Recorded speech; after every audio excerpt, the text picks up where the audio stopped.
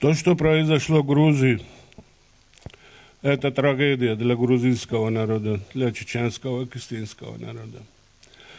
То, что произошло, я знал уже еще долго, я знал это. Я с Москвы сделал заявление об этом. Я удивляюсь одном, я всему миру дал понять, что кто возглавляет этот теракт, и кто возглавляет это все. Этот возглавляет президент Грузии Саакашвили. Вы хорошо знаете, вы сейчас нам находитесь, у вас этот президент. Я не зря это пример приводил. Сколько лет я находился в Грузии, я в его системе работал. Я работал по Анкийскому ущелью. Я этих погибших ребят отлично знаю, всех. Всех я знаю. Кто родственник был, кто, я их отлично знаю.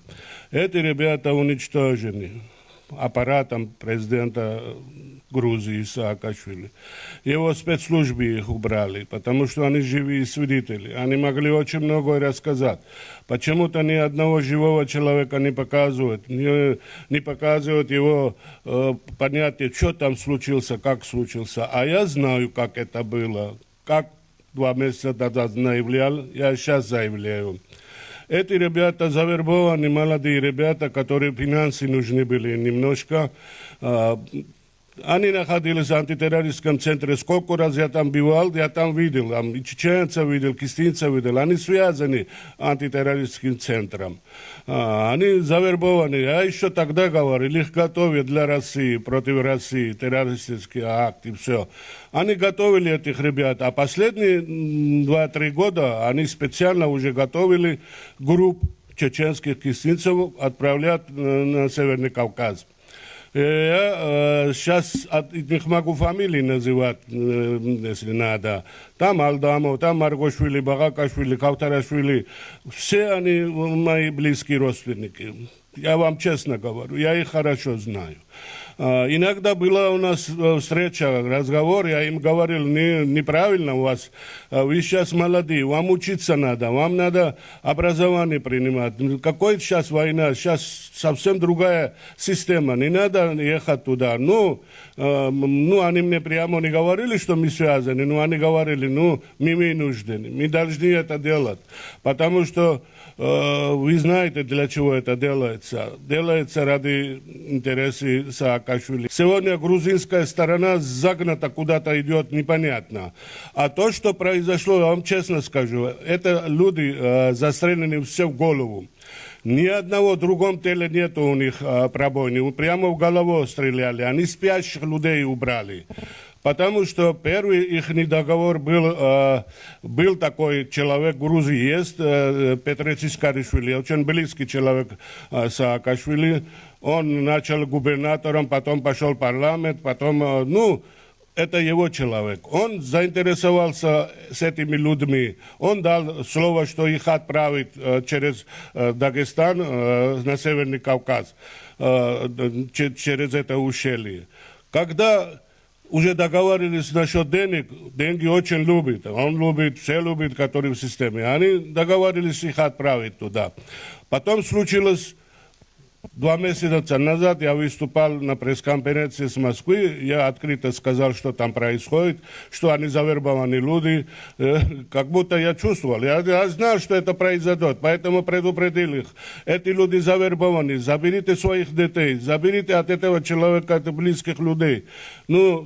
Случилась трагедия. Убрал он этих людей. Почему? Потому что он хотел всему миру доказать, что Алдамов врет. С Москвы наговаривает на него что-то. Он убрал этих людей. Это факт. Это вы знаете лучше меня. Как он убрал их. А в этом деле возглавлял Вано Мерабишвили, премьер-министр Грузии. Зачем должен Вано Мерабишвили в таких операциях чувствовать? Почти 2500 человек присутствовали там. Этим доказывали всему миру, что они против бандитов, против террористов воюют. Вот они доказали, как они уничтожают этих людей. Вано Мерабишвили рядом имеет антитеррористский центр. Вы их лучше меня знаете.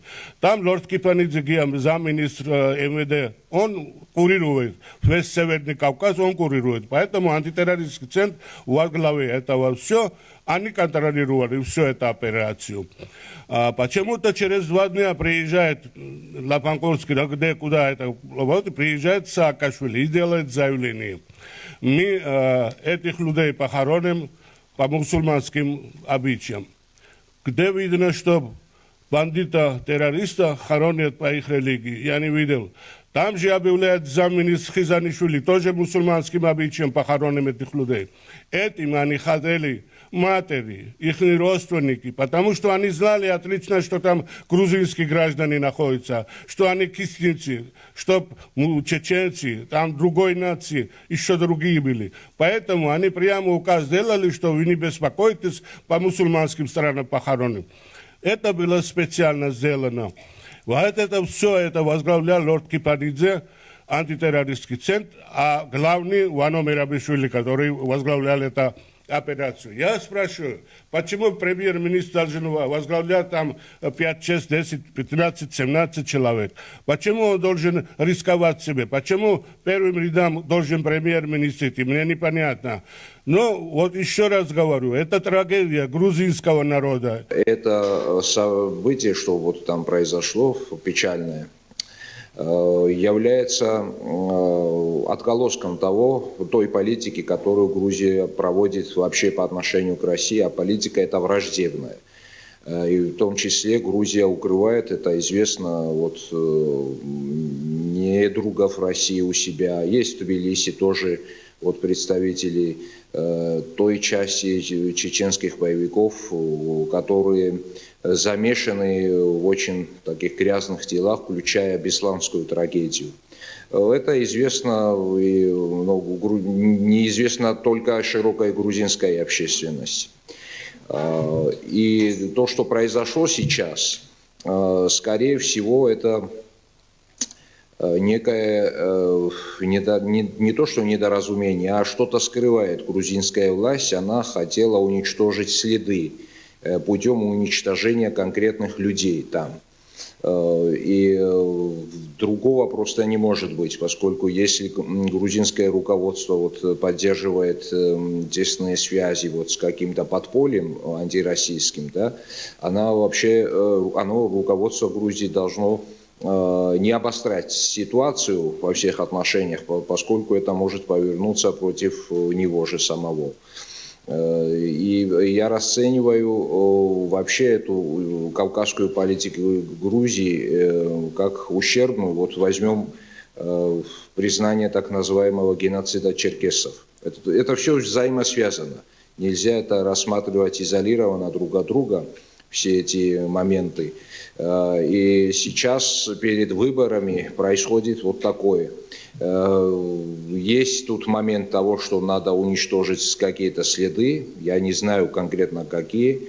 Вот были сведения вот в грузинской прессе, что якобы там хотели отправить вот этих людей в Сирию, и потом что-то там поменялось, эти люди не захотели, их обманули, то есть обманным путем хотели вербовать, и когда они поняли это, хотели возвратиться домой, и их уничтожили. Вот такая версия тоже появилась среди грузинских журналистов. Я не могу сейчас ни подтвердить, ни опровергнуть это. Но в целом вот такая политика, кавказская политика Грузии, это несовместимо со здравым смыслом, и надо менять не только эту политику, а все руководство Грузии. Мы тоже очень надеемся, что вот 1 октября произойдет смена власти, и мы будем проводить прогрузинскую политику, а не какую-то вот авантюру, которая сейчас наблюдает, не сейчас, а вот последние 9 лет особенно. Хотя еще при позднем Шеварднадзе, когда Шеварднадзе уже ничем не управлял, а управляли именно вот эти люди, которые сейчас уже формально у руля страны, включая Саакашвили. Вот чтобы этот этап в истории Грузии окончательно закончился и произошла вот смена по всем направлениям. У нас сейчас не идут президентские выборы, и как бы не прошли парламентские выборы, ну, я имею в виду, какие цифры не лягут на стол, Саакашвили еще год сохраняет за собой место президента, статус президента. У нас сейчас проблема в другом. Саакашвили, как он и всегда действовал в любых отношениях, позапрошлом году внес при помощи своего значит, покорного парламента изменения в Конституцию, и теперь у него есть полная возможность, выиграв парламентские выборы, получив большинство в парламенте, стать премьер-министром. А срок нахождения премьер-министра у власти у нас и вообще ни у кого, ни в одной стране не ограничен, он потому и перешел на эту парламентскую модель и перевел страну вот в это русло. Теперь проблема в чем? Единственный выход не допустить, чтобы Саакашвили теперь уже в ранге премьер-министра правил страной, это не дать ему большинство в парламенте. Это может сделать только избиратель. Но в одном хизре вы прекрасно знаете, что не всегда мнение избирателя совпадает с теми цифрами, которые кладутся на стол. Чтобы далеко не идти, я могу вам напомнить 2003 год. Кстати, тогда вы поддерживали, кажется, Саакашвили. Но тем не менее, в 2003 году правящая партия получила всего 21,28%, в парламент попало 6 партий, но чтобы не допустить многопартийного парламента и чтобы вот это покорное большинство, покорное Саакашвили большинство решало судьбы страны, и совершили революцию при поддержке Запада. И, кстати, России тоже, потому что Гамарджоба Геннацола не Джордж Буш кричал у здания парламента, а секретарь Совета Безопасности Российской Федерации. Это ради правды и ради справедливости. Вот. Теперь с чем мы имеем дело? Дело в том, что ни в одном конфликте одна сторона не бывает права, а другая виновата. И в данном случае есть доля ответственности своя и у грузинской стороны, и у российской. Потому что я всегда говорила и сейчас должна повторить, нельзя, чтобы наказать Саакашвили, наказать народ. А так и получилось в результате войны 2008 года. Я понимаю все объективные предпосылки тому, но тем не менее ситуация у нас плачевная. Теперь, если есть призрачная надежда, что при смене власти диалог с Россией будет восстановлен и справедливость будет восстановлена, то имеет смысл любой разговор, в том числе и наш с вами. Если у нас задача только в том, чтобы сохранить статус-кво, в частности с Абхазией и с Южной Осетией, и лишь, так сказать, видеть более нормального президента или премьер-министра в Грузии, это, я думаю, что программа минимум все же, даже для российской стороны. У нас проблема гораздо шире и гораздо глубже. Проблема в том, о чем Батон Хизри говорил, кстати, что целый ряд акций у нас проводится по чужому заданию. Не из интересов, национальных интересов Грузии, а по чужому заданию.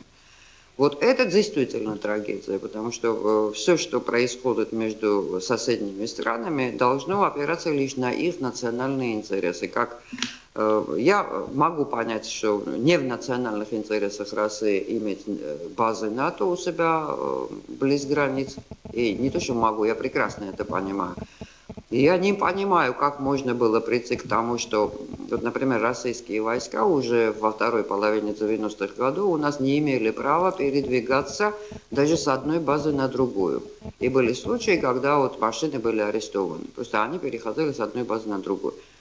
А вот сейчас у нас при действующем законодательстве, при том, что был ратифицирован специальный документ о присутствии американских, допустим, военных на территории Грузии, они ничем не ограничены. Там прям прописано, что любой военный со своим оружием передвигается по всей территории страны, и если, не дай бог, он совершит преступление, его грузинские власти не имеют права арестовать. Его, значит, американцы вывезут и якобы будут судить в Америке. Но такого не было никогда и не будет никогда, поверьте уж мне. Все это ненормально, конечно, но я думаю, что тут вопрос гораздо шире, чем просто вот одна операция, и что там было в действительности за этой операцией. Многие у нас считают, что это, так сказать, Саакашвили сделал это, чтобы доказать, что вот он не попирает интересы России и уничтожил группу боевиков, которые, значит, собирались действительно проникнуть на территорию России. Есть и такая версия. Вот когда ситуация совершенно непонятна, тут бывает уйма версий, и установить, что же на самом деле правда, представляет совершенно невозможно. А объективного расследования, как вы понимаете, не может быть.